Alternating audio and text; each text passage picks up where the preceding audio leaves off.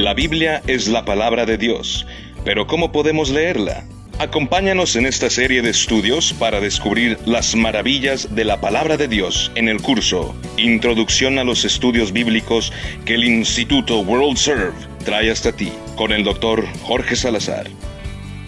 Muy buenos días, qué gusto saludarte esta mañana de octubre en este programa del Instituto Bíblico World Serve, en el que estamos explorando las verdades de la palabra de Dios y estamos tratando de investigar un poco más a profundidad este tema tan interesante de la introducción a los estudios bíblicos y cómo es que la palabra de Dios llegó a formarse y a conformar los 66 libros que hoy sostenemos en nuestra mano como la Biblia.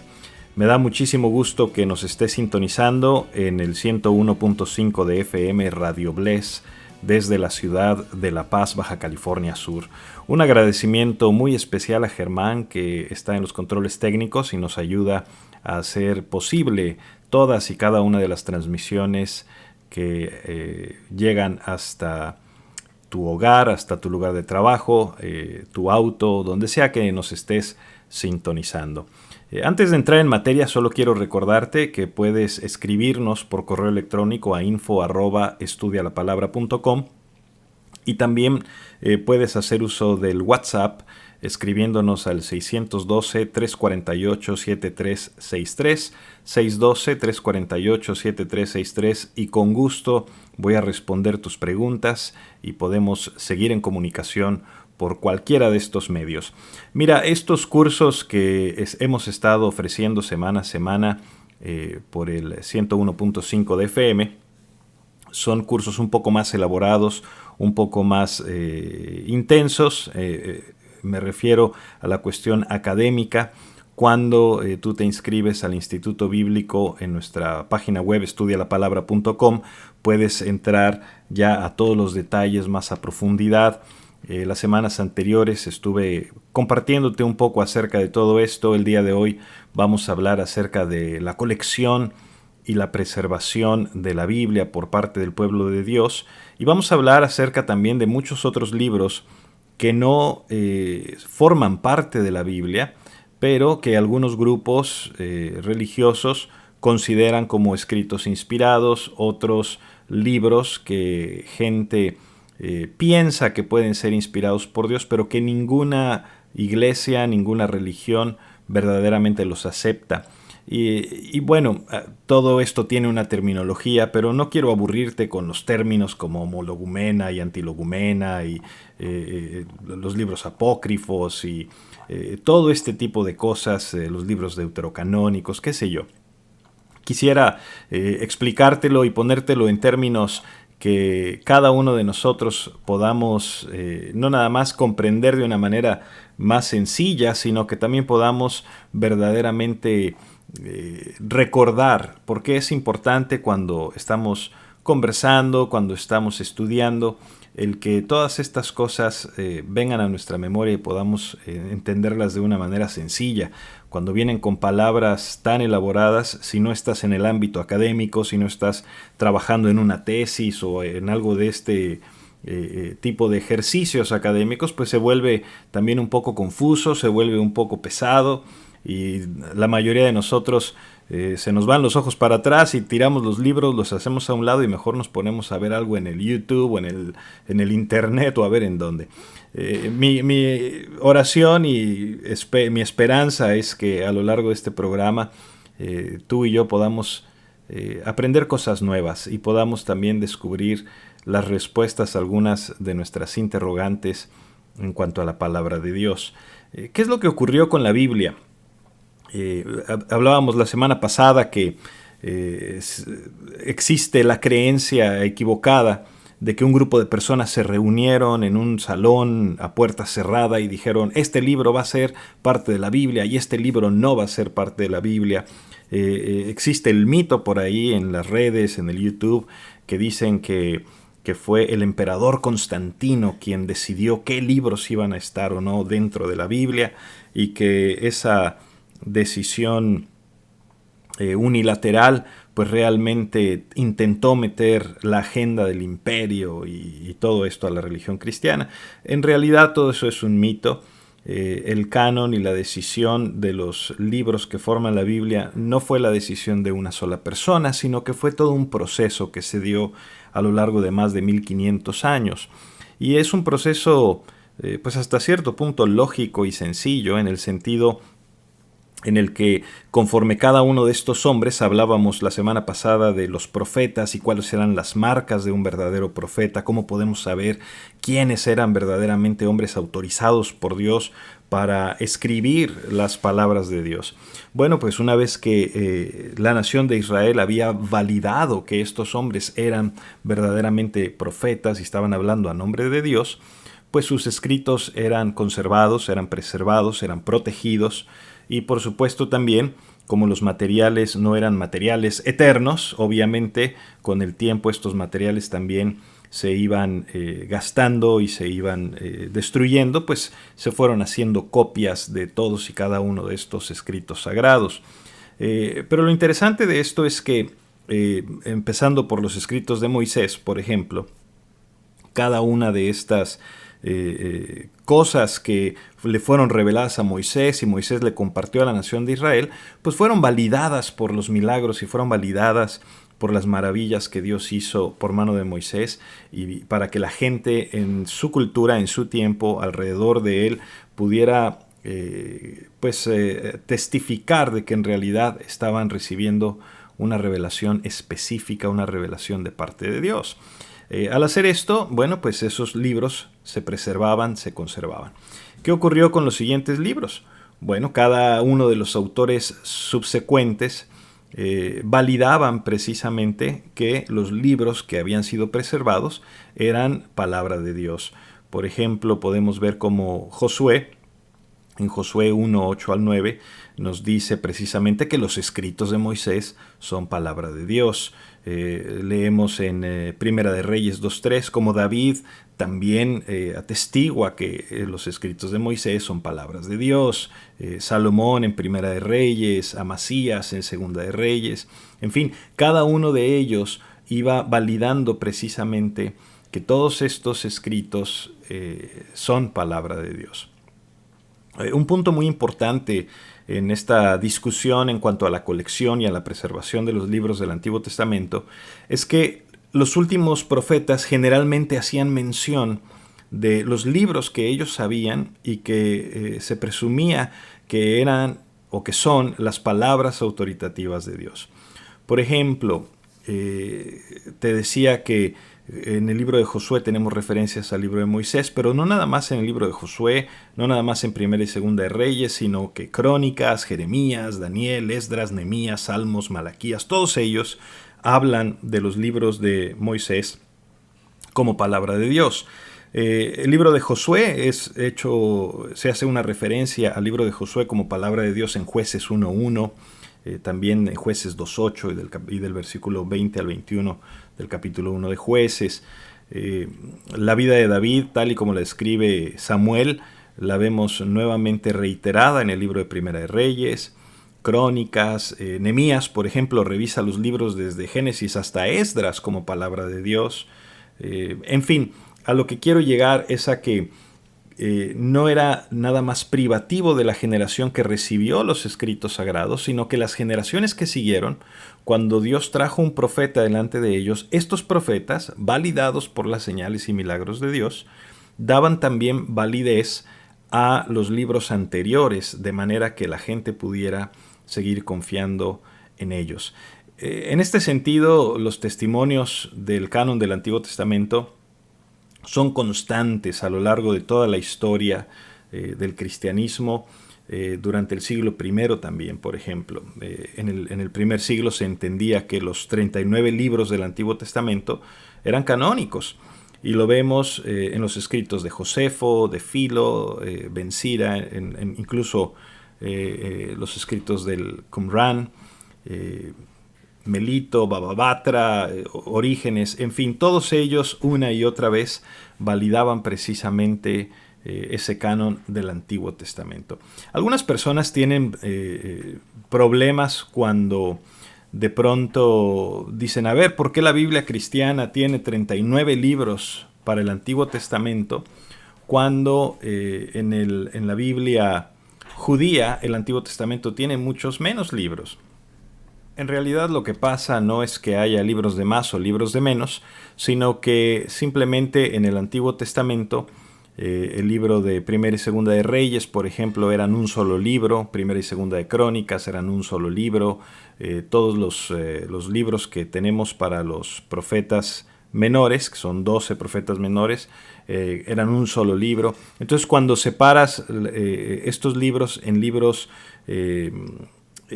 no quiero decir independientes, pero libros por separado, valga la redundancia, pues entonces el número de libros en el Antiguo Testamento se aumenta a 39, pero son exactamente los mismos libros, es el mismo contenido, no cambia absolutamente nada. Fue un cambio que se hizo a partir de la primer traducción de la Biblia del Antiguo Testamento al griego, que conocemos como la Septuaginta, y que más adelante te voy a platicar un poco más acerca del proceso de traducción.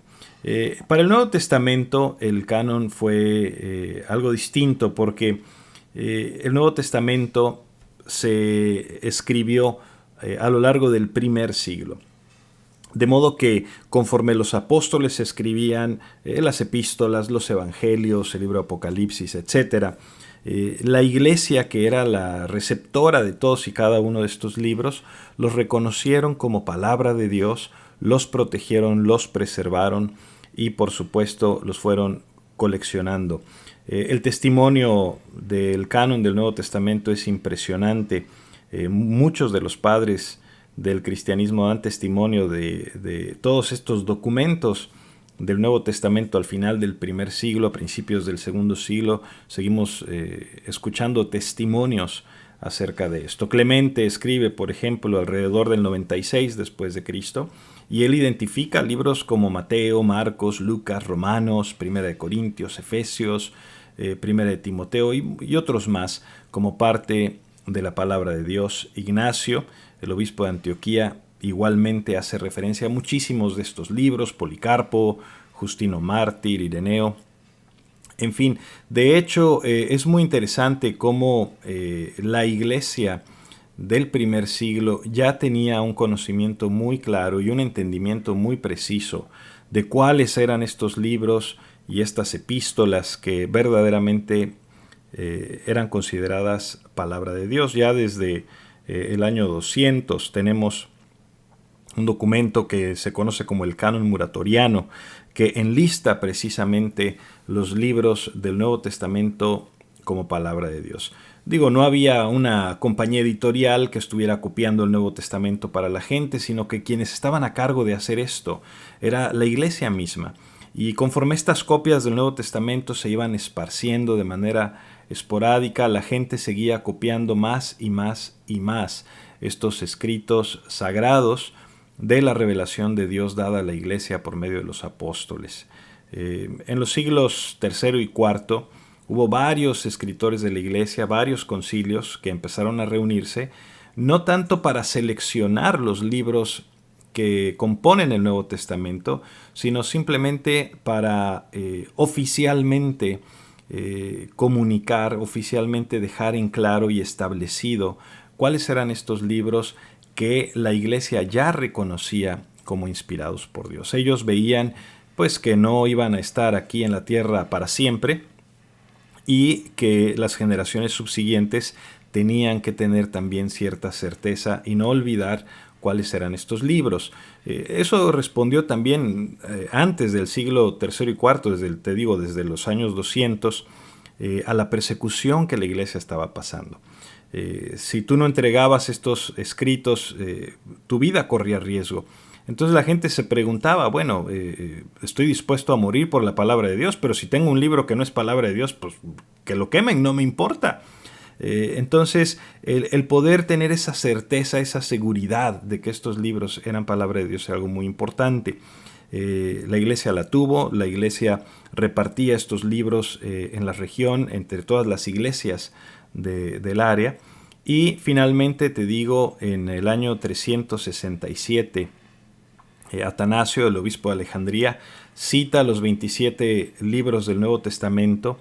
En el tercer concilio de Cartago, en el 397, declaran estos 27 libros y exclusivamente estos 27 libros del Nuevo Testamento para ser recibidos como canónicos. Pero es bien importante enfatizar que estas personas y estos concilios no decidieron el canon, únicamente certificaron o aprobaron el canon que ya era aceptado, que ya estaba en uso en la Iglesia cristiana desde la creación de estos libros. Te decía, este canon muratoriano nos da una idea muy clara de lo que la Iglesia en la parte occidental del Mediterráneo creía que era el canon del Nuevo Testamento antes del final del siglo II. Estamos hablando por ahí del año 190, 170 después de Cristo. Una vez descubrieron una copia en latín del siglo VII por este cardenal Muratori en 1740. Y ese documento, únicamente hebreo, Santiago, primera y segunda de Pedro y tercera de Juan estaban ausentes, pero nos revela muchísimo acerca de lo que la Iglesia consideraba como palabra inspirada por Dios para el Nuevo Testamento. De ahí que los 39 libros del Antiguo Testamento y los 27 del Nuevo Testamento podamos tener esa paz, esa confianza de que son la palabra de Dios. Y esto nos alivie por un lado, pero por el otro nos motive a estudiarla con cuidado, a adentrarnos a lo que Dios tiene que decirnos a cada uno de nosotros para verdaderamente comprender cuál es el consejo de Dios y cuáles son las cosas que Dios ha querido revelarnos, no nada más a ti y a mí, sino a todas las generaciones. Hay mucho más que decir acerca de esto. No te vayas. Regresamos.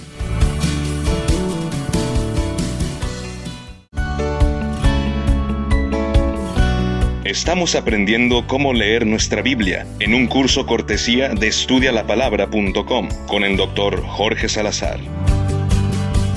Qué bueno que sigas con nosotros en este estudio acerca de la palabra de Dios por el 101.5 de FM Radio Bless.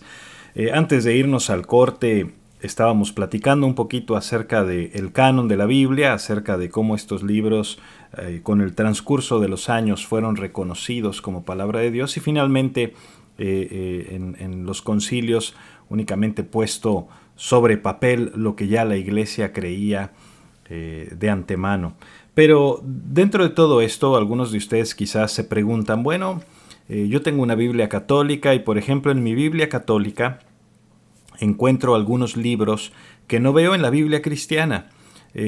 ¿Por qué sucede esto? ¿Por qué es que la Biblia cristiana no tiene algunos libros que algunas Biblias católicas sí lo tienen? Y digo algunas porque no todas las Biblias católicas tienen lo que llamamos los libros apócrifos o que la Iglesia ha llamado también libros deuterocanónicos. ¿De qué se trata este dilema de estos libros adicionales?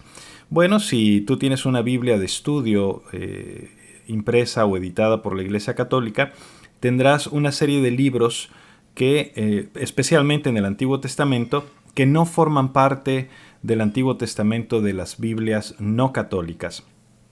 Y estos libros se llaman apócrifos porque quiere decir que solamente son aceptados por algunos y ha habido una gran cantidad de debates en torno a estos libros apócrifos escritos entre el año 200 a.C.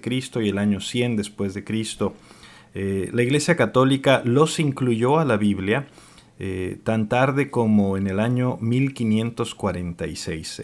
La Iglesia los canonizó en el Concilio de Trento. La Iglesia Protestante siempre los ha rechazado. La Iglesia de Inglaterra y la Iglesia Ortodoxa griega les ha dado un reconocimiento limitado, pero tienen un valor histórico, eso sí, tienen un valor gramatical, pero no son parte del canon, no son parte de los escritos inspirados por Dios. Son historias, algunas enseñanzas en estos libros son incluso enseñanzas heréticas, algunas de sus historias son imaginarias, gran parte de las enseñanzas en estos libros son inmorales y no fueron aceptadas por el pueblo de Dios. De hecho, en la Biblia judía, en el Antiguo Testamento, estos libros no estaban incluidos como parte de los escritos sagrados. Estamos hablando de libros como el de Sabiduría de Salomón o Eclesiástico de Sirach, Tobías, Judith, Macabeos, algunas adiciones a Esther, la oración de Azarías, Susana, Bel el dragón, la oración de Manasés, etc. Estos libros no fueron jamás reconocidos por parte de la nación de Israel como escritura inspirada por Dios. ¿Qué fue lo que ocurrió entonces? Bueno, unos años después de la Reforma Protestante, te digo, esto ocurrió en 1546, la Iglesia Católica los incluye como parte del canon de las Escrituras y se usan también para sustentar algunas de las doctrinas de la Iglesia Católica que empezaron a desarrollarse después de la Reforma para tratar de contrarrestar este gran movimiento que estaba minando los flancos de la Iglesia. Recuerda que en aquel tiempo los reyes y los poderes en el mundo pues dependían y le daban cuentas directamente a la Iglesia Católica, directamente al Papa, y cuando viene el protestantismo y empiezan a romper las filas de la Iglesia Católica, pues empieza a haber también un drenaje de poder, de recursos y de tantas cosas más. Y entonces muchas de estas medidas obedecen precisamente a todo ese éxodo de la Iglesia. Sin embargo, como te decía, lo que nos importa más que nada es poder verdaderamente puntualizar qué libros contienen, qué libros son inspirados por la palabra de Dios, qué libros son palabra de Dios. En ese sentido, te digo, estos libros solamente algunos grupos los aceptan. Hay otros que son rechazados por todos, es lo que conocemos como la pseudoepígrafa. Y son libros que no son auténticos en lo absoluto, en su contenido en general.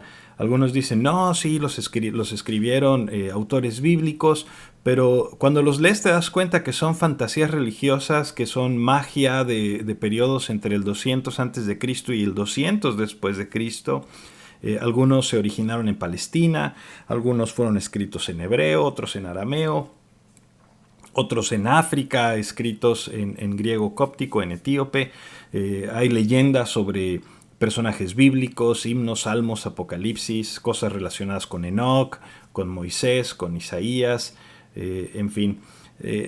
Hay una gran cantidad de libros que definitivamente no son inspirados por Dios. El Evangelio de Bernabé, por ejemplo, los musulmanes lo promueven mucho como un evangelio original y dicen, no, lo escribió Bernabé, un hombre que era discípulo de Jesús. Y entonces dicen que fue escrito por un hombre judío del primer siglo que anduvo con Jesús. Pero fíjate, si Bernabé es verdaderamente el autor, entonces sería razonable esperar pues que conociera o que estaría familiarizado con las cuestiones básicas de la Biblia judía en la época. Sin embargo, tú lo lees y está lleno de errores, incluyendo un error geográfico que describe a Nazaret como un pueblo de pesca, cuando en realidad está a 14 kilómetros del mar de Galilea. Y ese libro asegura que Herodes y Pilato reinaban juntos en Judea durante el tiempo del nacimiento de Jesús. Sin embargo, Herodes reinó solo en Judea del 37 al 4 a.C.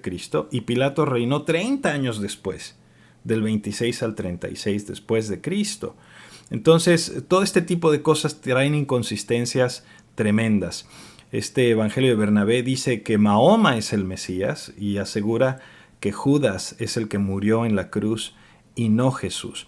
Todo este tipo de cosas te ayudan verdaderamente a darte cuenta que este tipo de literatura no son más que copias y farsas que se hicieron precisamente pues con fines desconocidos. Sin embargo, es bien interesante, una vez que hemos reconocido cuáles son esos libros que verdaderamente Dios ha inspirado y que ha querido que tú y yo podamos tener hasta el día de hoy para conocer su voluntad. Es bien interesante, bueno, ¿cómo puedo tener esa confianza? ¿Cómo puedo saber que estos libros son fieles al original? Y para ello tenemos que aprender un poquito acerca de la transmisión de la Biblia. ¿Cómo es que se fueron pasando estos libros de generación en generación en generación? Y a lo largo de este proceso de transmisión sigue siendo fiel al original. Entonces, esa es una parte muy interesante y me gustaría platicarte acerca de esto, porque no es como ahora que podemos ir a alguna tienda de fotocopiado y sacar una fotocopia de un documento. Estamos hablando de tiempos muy antiguos. Para que te des una idea, los libros de la Biblia se escribieron en materiales muy distintos a los que tú y yo tenemos en la actualidad. Algunos de los materiales eran una especie de arcilla muy suave que después era endurecida. Y en esa arcilla suave que luego era endurecida se escribieron libros como, por ejemplo, Jeremías. Tú puedes leer Jeremías 17:13, puedes leer Ezequiel 4:1 que te habla acerca de este material. Había materiales como la piedra.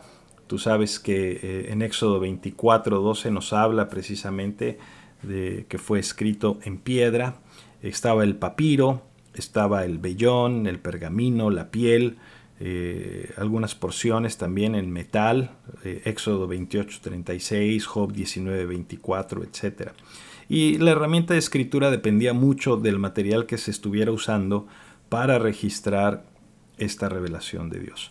Pero ¿cómo podemos saber que la Biblia es precisa? Porque es un libro muy antiguo. ¿Cómo podemos tener la seguridad de que lo que tú y yo tenemos en la mano es preciso? Pues déjame te platico un poquito cuál era ese proceso de copiado en la antigüedad. Y había una serie de reglas que los copistas seguían para poder tener precisión en el copiado de los textos sagrados. El rollo, por ejemplo, de una sinagoga tenía que escribirse en pieles de animales puros. No era cualquier piel, eran animales que eran criados con el propósito precisamente de que su piel fuese usada para contener los libros sagrados. Era preparado para ese uso en particular y tenía que ser preparado por un judío. Ahora, estas pieles se tenían que usar con cuerdas tomadas también de animales puros. Y cada piel tenía que tener cierto número de columnas, todas tenían que ser iguales a lo largo de todo el códex. Ahora, el largo de cada columna, fíjate nada más, no tenía que exceder a menos de 48 o más de 60 líneas. Y el ancho tenía que ser de 30 letras. Todas estas eran reglas muy específicas.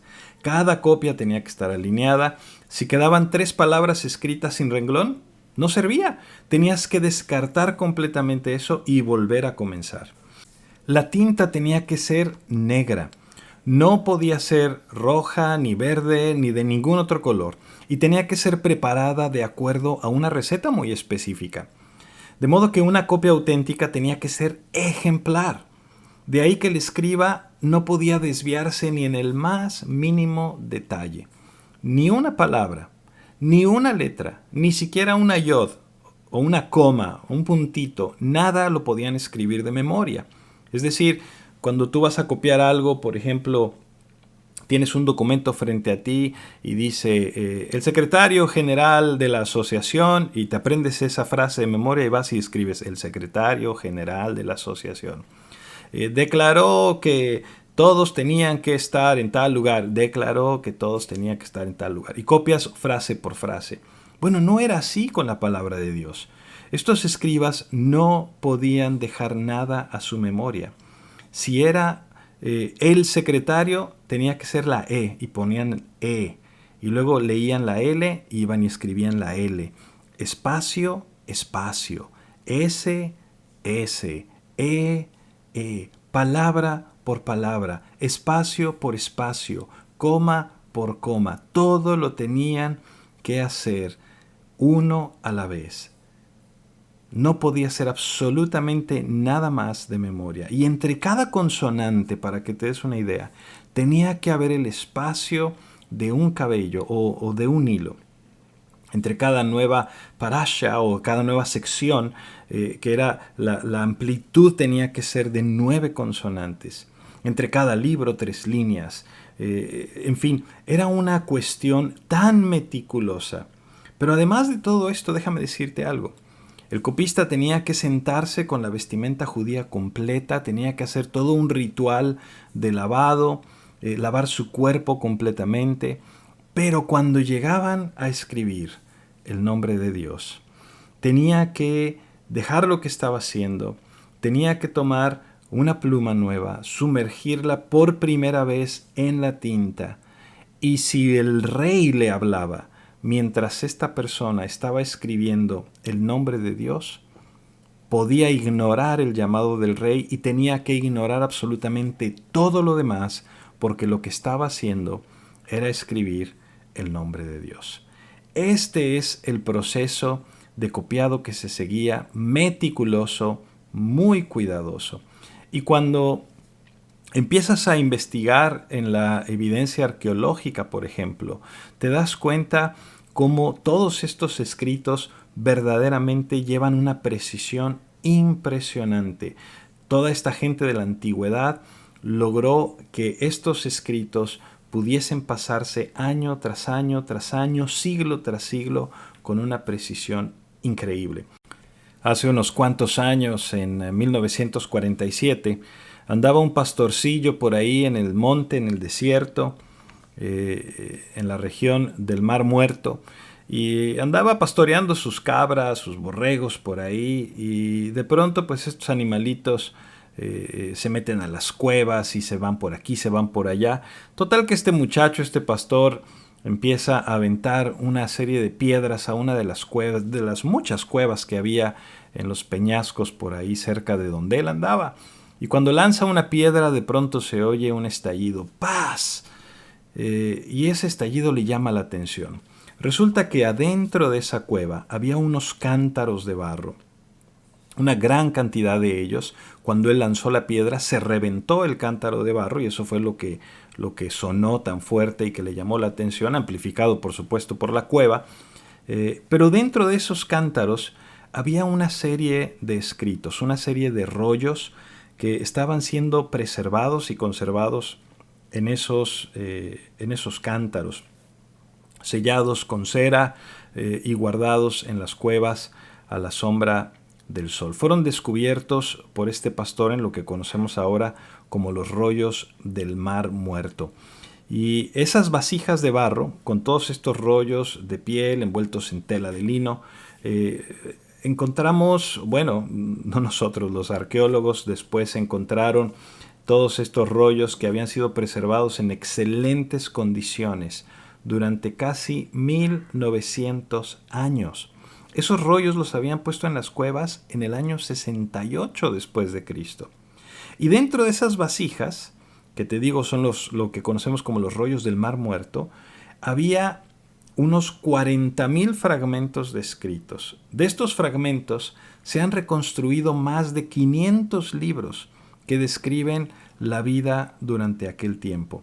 Es algo impresionante, porque encontraron libros ahí completos del Antiguo Testamento que incluso eran copias mucho más antiguas que la copia que nosotros tenemos, que es de alrededor del año 1000. Y sin embargo, la copia 1000 años más antigua que la que tenemos, a la hora de comparar los escritos, es impresionantemente preciso. Eso te habla del cuidado, de la dedicación que todos y cada uno de estos copistas tuvieron al reproducir, conservar y preservar los escritos sagrados. De modo que tú y yo podamos estar confiados en la palabra de Dios. Cuando regresemos del corte, tendremos la conclusión de este interesante tema. Quédate con nosotros.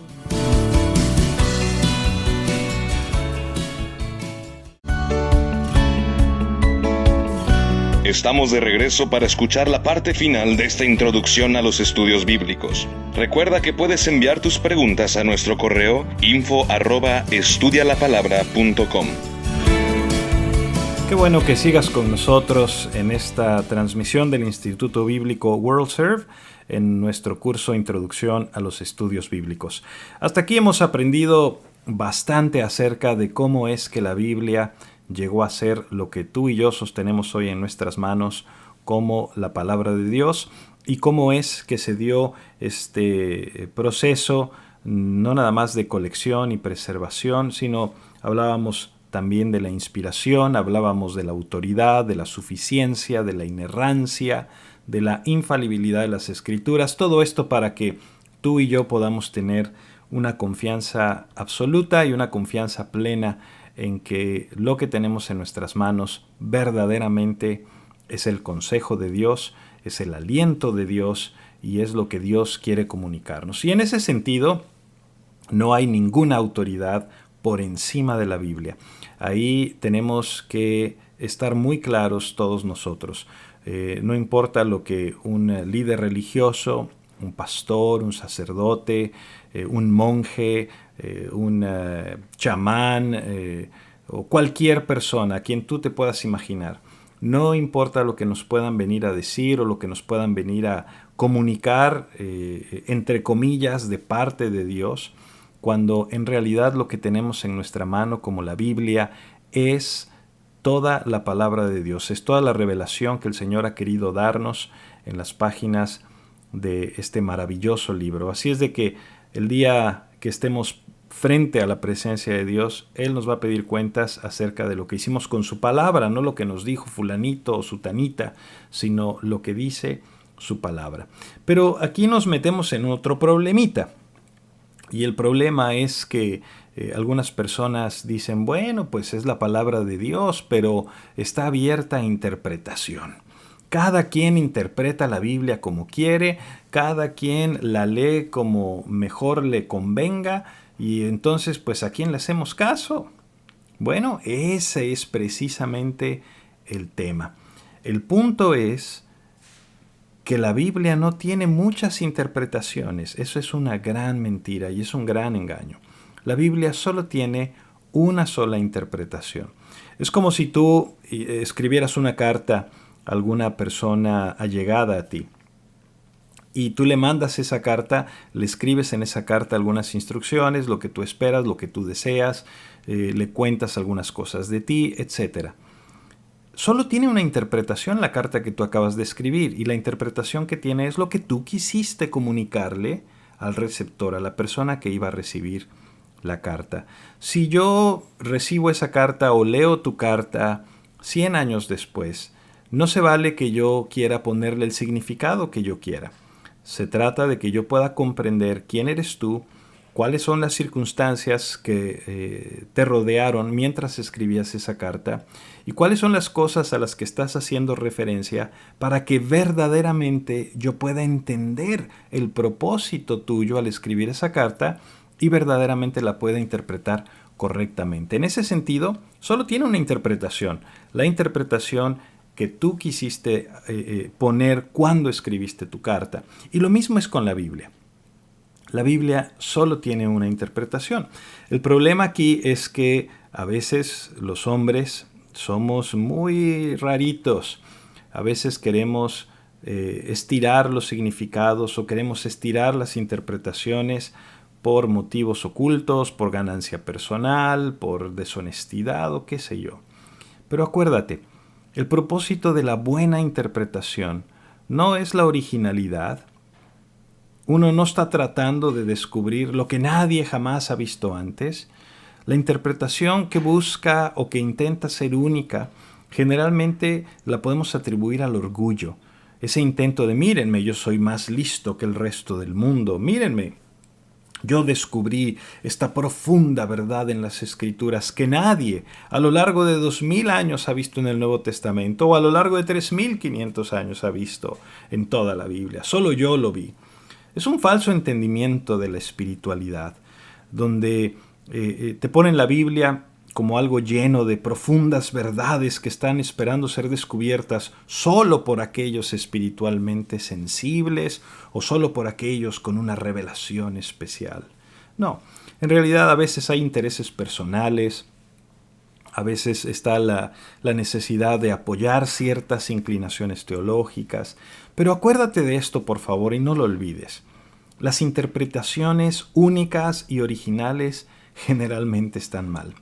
No quiere decir que algo que tú hayas leído en la Biblia no sea algo nuevo para ti. Sí, puede ser algo nuevo para ti, puede ser algo original, algo que tú nunca habías escuchado, pero no es algo nuevo para todas las generaciones de todos los siglos desde que se escribió la palabra de Dios.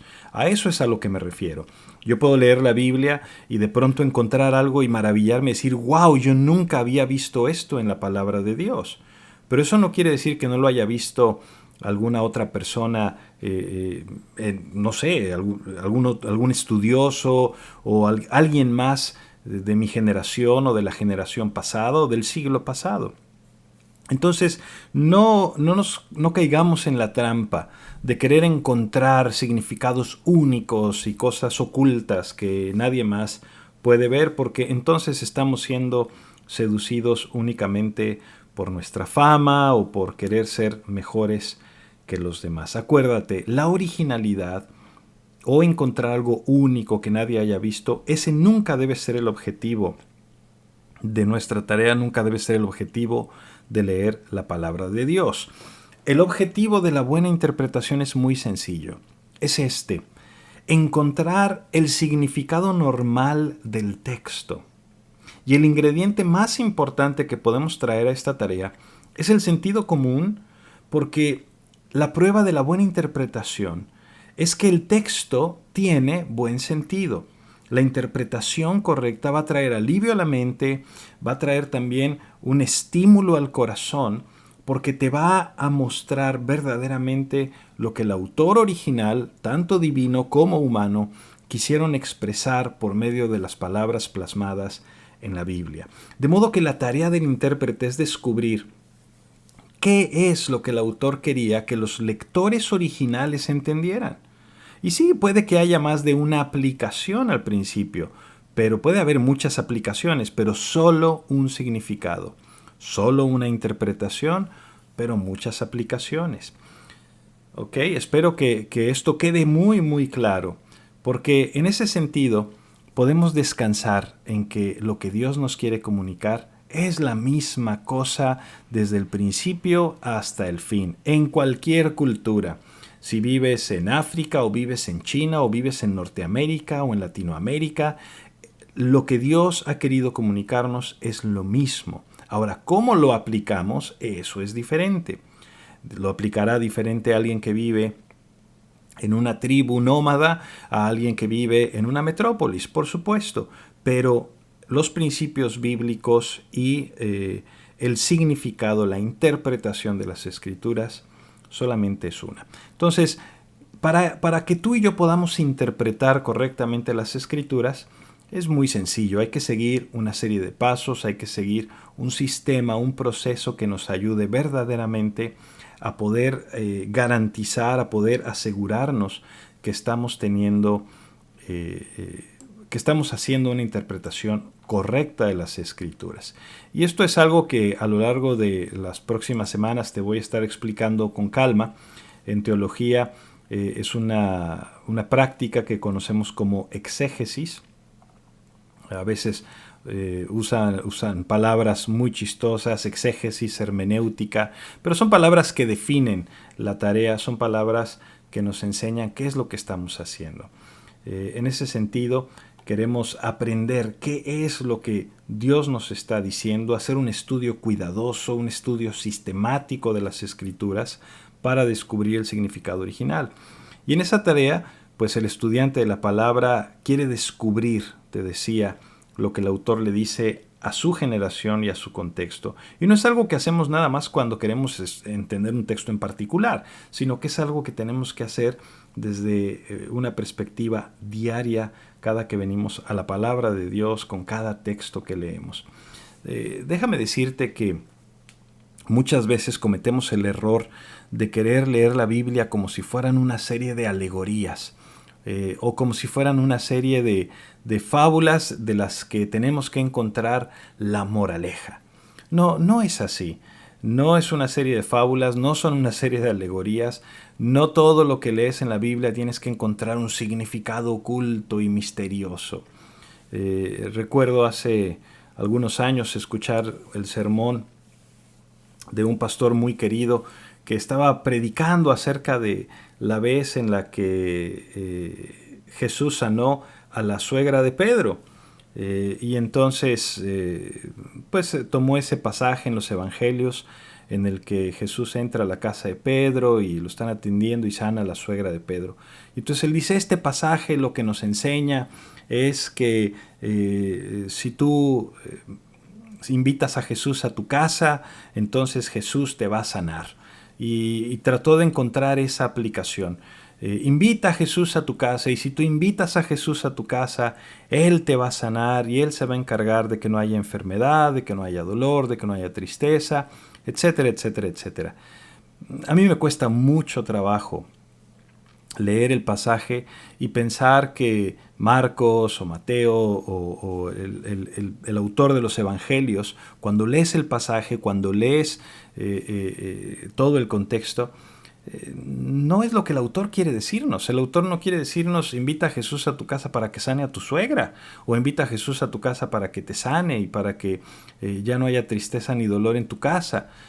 Al contrario, de hecho, unos versículos adelante te das cuenta que Jesús se va y les dice a sus discípulos, vámonos de aquí, está todo el lugar lleno de enfermos por todos lados, los enfermos lo andan buscando, y Jesús dice, vámonos, vámonos, vámonos, vámonos a otro lado, porque tengo que cumplir la tarea que el Padre me dio, que es predicar el mensaje del Evangelio.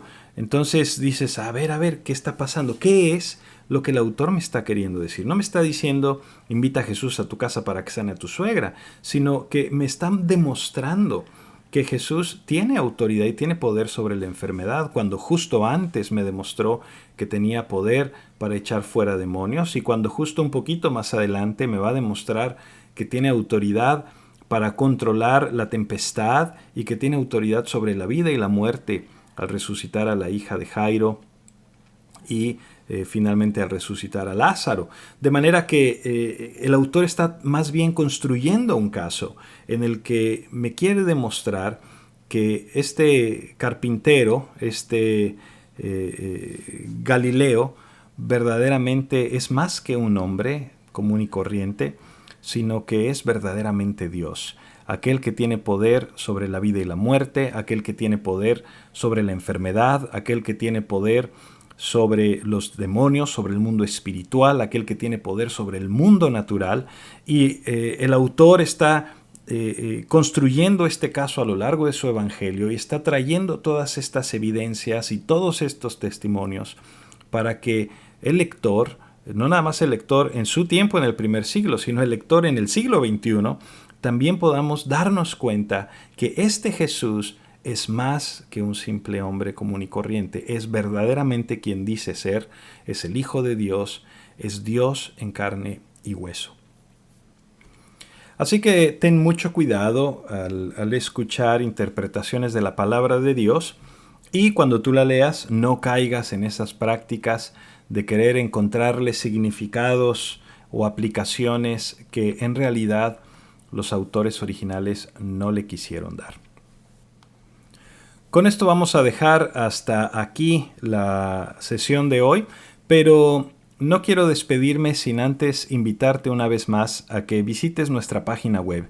Tenemos una serie de recursos que están disponibles para ti en estudialapalabra.com y que puedes encontrar de gran utilidad, no nada más artículos, sino también tenemos algunas enseñanzas bíblicas, algunas prédicas expositivas que no son otra cosa más que la lectura de la Biblia, la interpretación del texto y también algunas aplicaciones a la vida diaria. Es decir, construir ese puente entre el texto de la palabra de Dios, un texto antiquísimo, escrito hace miles de años, pero que por medio de la predicación construimos ese puente de aplicación entre la Biblia y nuestra vida en el siglo XXI. ¿Cómo puedo yo, en primer lugar, entender, descubrir, traer a la superficie todos estos principios bíblicos, y ahora cómo los puedo aplicar a mi vida diaria? ¿Cómo puedo vivir estos principios en mi lugar de trabajo, en mi escuela, en mi familia, en mi vida personal, como fiel discípulo de Cristo, como seguidor del Señor? De manera que escucha estas series de enseñanzas. Tenemos series de enseñanzas de varios libros de la Biblia. tenemos, te digo, las predicaciones, tenemos tiempos devocionales en los que leemos pequeñas porciones de la Biblia, meditamos en ellas y al mismo tiempo tratamos de aplicarlas también a nuestra vida. Hay devocionales para mujeres, devocionales para toda la familia. Y por supuesto también invitarte a que sigas escuchando por el 101.5 de FM Radio Bless la programación completa y diariamente a esta misma hora tenemos una variedad de programas. Los sábados tenemos un programa especial para matrimonios, pero a lo largo de toda la semana tenemos una gran variedad de recursos para ti. Sigue sintonizándonos y sigue, por favor, escribiéndonos a info@estudialapalabra.com. Que el Señor te siga bendiciendo y que siga motivándote a ser un estudiante de la palabra todos los días de tu vida.